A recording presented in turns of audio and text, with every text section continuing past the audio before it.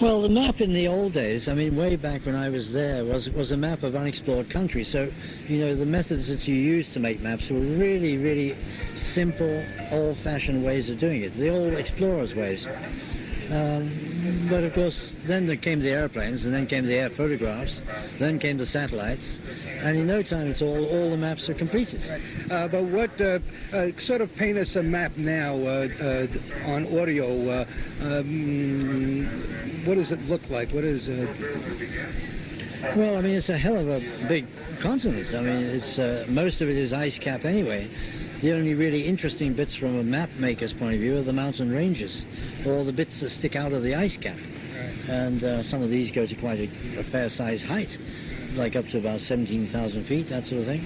I've been up to about 13,500 on several occasions, making maps from the summits. Right. But yes, I mean, most of the mountain areas are around the Antarctic, around the perimeter of the Antarctic, and then there's one trans-Antarctic range which goes most of the way across the Antarctic, and that's a spectacular-looking mountain range. And that was actually the territory that I was mapping when I was with the New Zealanders, and I was lucky enough to be really the last man to make a map on the ground, on foot, because the year after I finished that map, then airplanes flew over and took photographs, and so it was no longer possible to make a map of completely unexplored country. There was always some photographs available of that territory.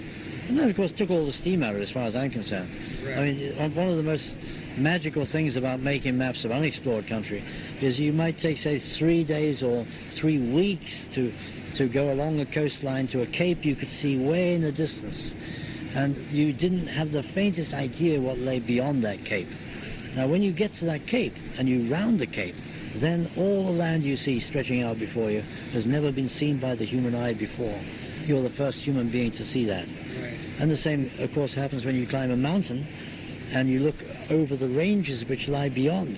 You're the first human being to ever see that. Right. And that was absolutely magical. Now, as soon as there were air photographs available, it didn't matter that man had never been there before. I knew what was going to be there, so I wasn't interested. So I then moved up to the Arctic. What about temperature swings, and what are we likely to encounter? What will we encounter temperature-wise when we get there? Well, this time of year, you know, it's really quite mild, relatively speaking.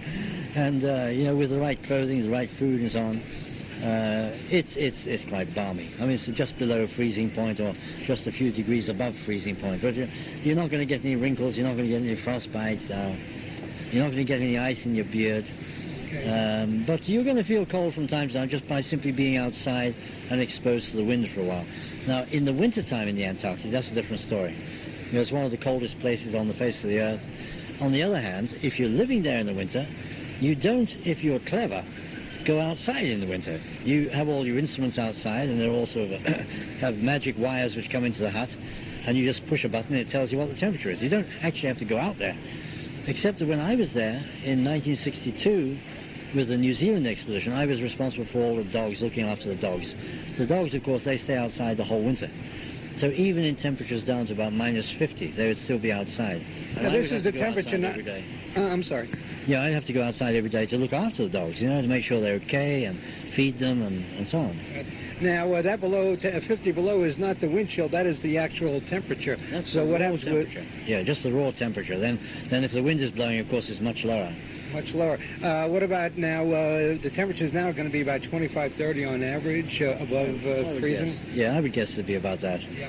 Now, Antarctic it's known as the last continent, or the bottom of the world, bottom of the world, like James Cagney and Whiteheat, top of the world, but we're going to the bottom. Now, the Antarctic is, there have been a lot of controversy involved with who discovered what and who got there first and who did what, as well as the Arctic.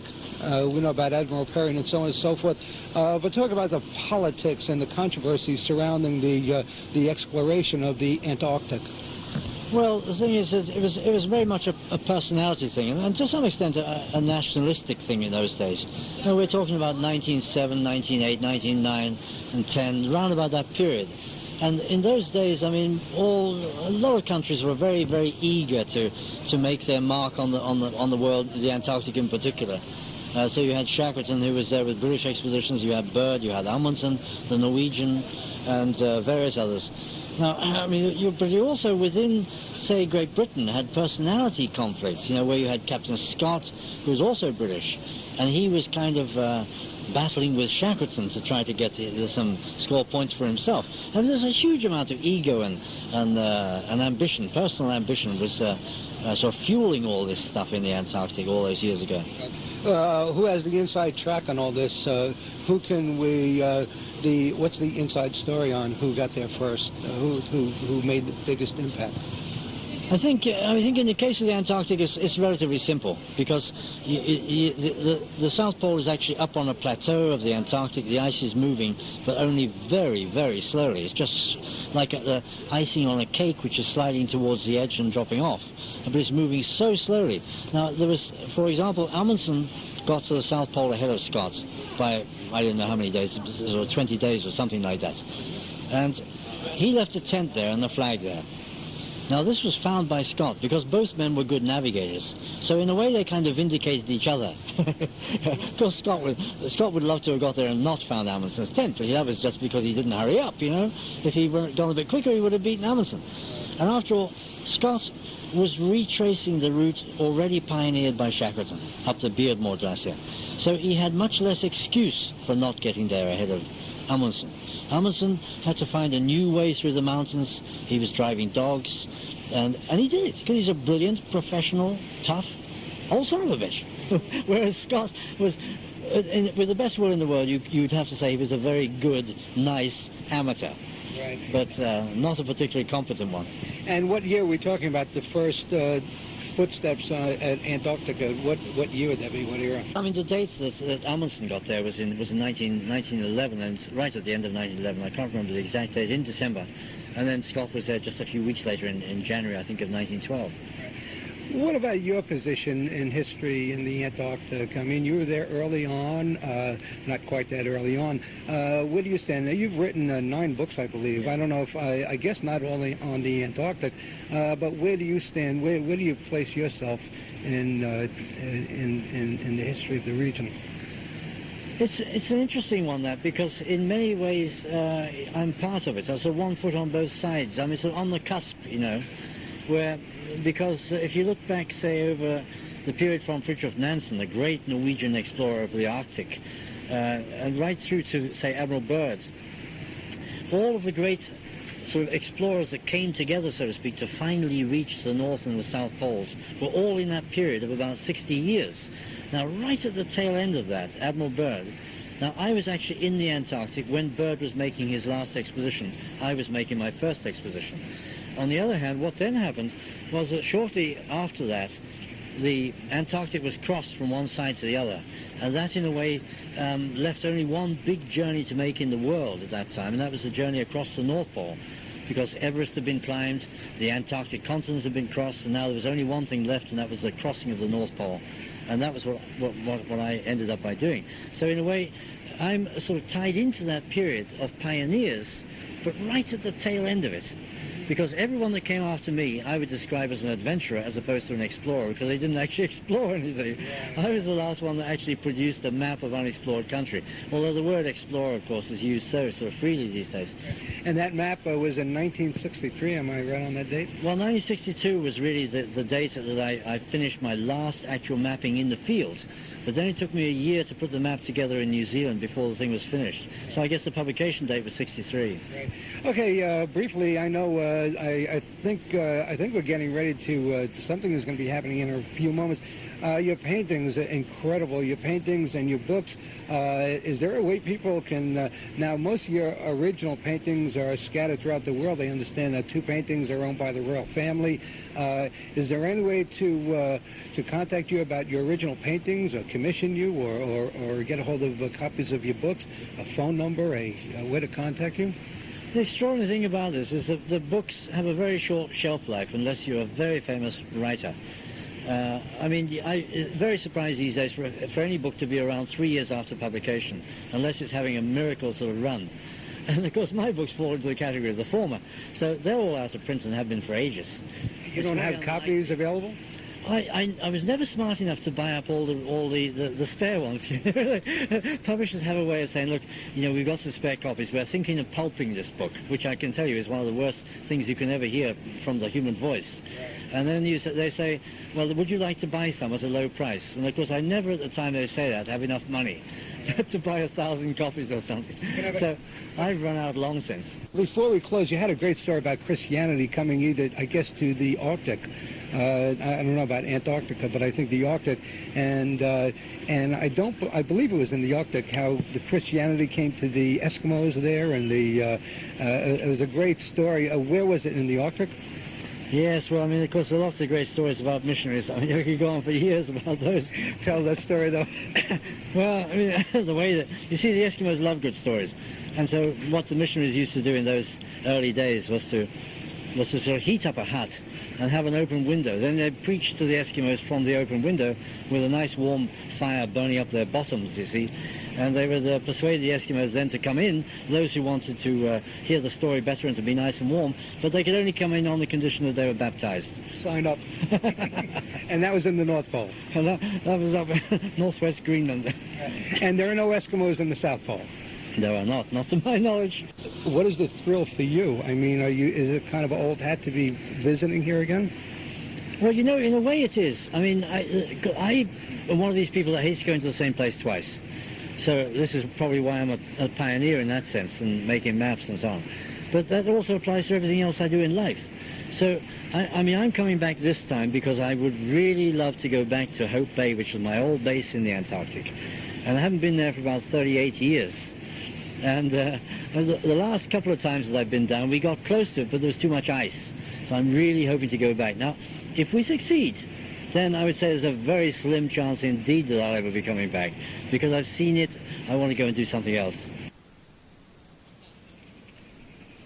Okay, first up is the Zodiac tour. We're going to kind of look around the islands by Zodiac. It's snowing. We're getting some snow, and it's summertime. 20-25 after.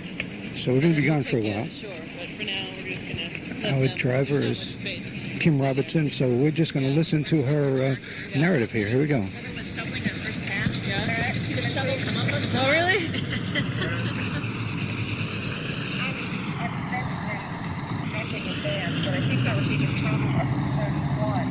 There's a crab-eater seal right up here in front of us.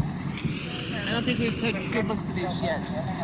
They don't haul out onto the beach like Waddell seals do in the fur seals, so they're only found on pack ice, so this is a good look at one. And he's probably been fighting with another male because he's got a lot of blood around his face. And we're going to bump around a bit, don't be alarmed or anything. It's sort of the bumper cars out here with the ice. The most numerous of the seals, I've heard estimates up to 10 million, but it's probably more like 2 or 3 million that live in the Antarctic. Lots and lots. You see the scars, the characteristic scars on the belly? Those are leopard seal teeth marks. And when the animal was young, it escaped. Try to be kind of quiet, but you can move around. You can climb up on the bow if you want. Just stay low when you sneak up to it. I'm going to turn the engine off so you can get some pictures. We're looking at a crab-eater seal. Folks are taking pictures. Looking straight out, just to our left, and straight out, again, using the clock, at about 11 o'clock. Right now, about high noon, looking straight ahead, folks coming off the Zodiacs to Wally's hut, and that's where we'll be in a little while. We're looking at some folks going up the slight mountain. You can stand when I slow down a little bit, from Wally's hut, and as I understand, it's the ice is solid underfoot, which will make it a lot easier. Really old, all like aluminum foil. Yeah, I took a picture of it because it just looked like, aluminum foil. All the air is compressed out of it, so it's very dense, solid. Kim was just explaining, we're looking at some ice which is snow textured on top, and then icy, clear, translucent ice. You see right through it, and sort of just it's floating around, but of course it isn't solid on the surface of the ocean, but it's just floating there. It's sort of balanced like a ship would be. It's just incredible. And the blues coming up, and the bluish green coming up. We're moving along now. You can hear the as we come through the ice erupt. And again is our pilot. 1, 2, 3, 4, 5, 6, 7, 8. There are 10 of us. We're on the Zodiac. Airplanes flew over and took photographs, and so it was no longer possible to make a map of completely unexplored country. There was always some photographs available of that territory. And that, of course, took all the steam out of it as far as I'm concerned. Right. I mean, one of the most magical things about making maps of unexplored country is you might take, say, 3 days or...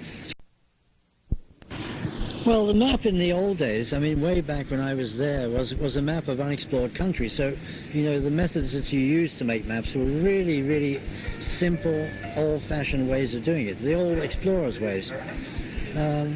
But of course, then there came the airplanes, and then came the air photographs, then came the satellites, and in no time at all the maps are completed. But what sort of paint us a map now on audio? What does it look like? What is it? Well, I mean, it's a hell of a big continent. I mean, it's most of it is ice cap anyway.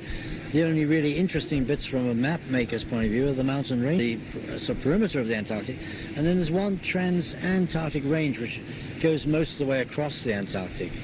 And that's a spectacular looking mountain range. And that was actually the territory that I was mapping when I was with the New Zealanders. And I was lucky enough to be really the last man to make a map on the ground, on foot, because the year after I finished that map, then the fringes, all the bits that stick out of the ice cap. And some of these go to quite a fair-sized height, like up to about 17,000 feet, that sort of thing. I've been up to about 13,500 on several occasions, making maps from the summits. Right. But yes, I mean, most of the mountain areas around the Antarctic, around